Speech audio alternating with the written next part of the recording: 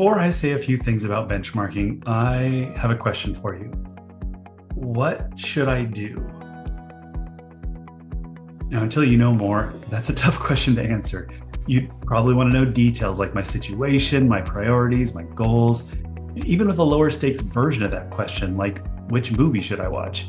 You probably want to know a little more before you feel like you can give me good ideas. That's why I like to make sure people understand what benchmarking is, including what it's meant to do and how it can be really valuable. A good benchmarking report gives you useful data.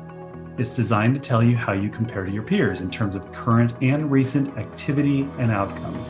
And that data is valuable because it can help you spot opportunities that you might have missed or might not have acted on.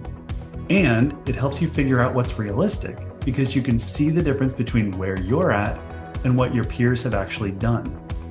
If you are at 15% profitability, for example, and your peers average 30, that might deserve some attention.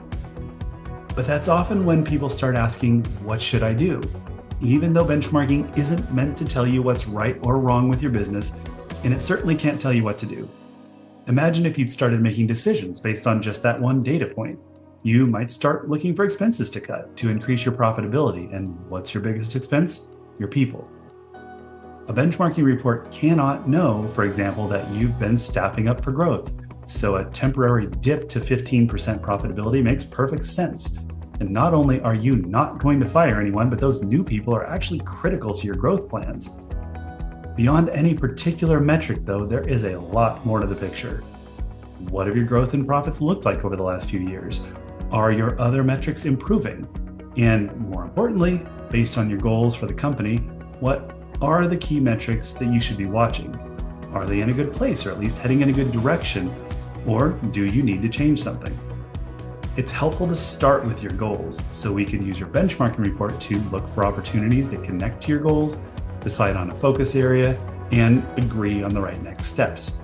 There's no question, benchmarking can be one of the most valuable tools for getting on track and staying there. Along the way, just be sure to use the benchmarking data the way that it was intended, as a tool, and leave questions like, what should I do, for humans to answer. Fortunately, we have a lot of both, benchmarking data and humans. So please reach out to us anytime.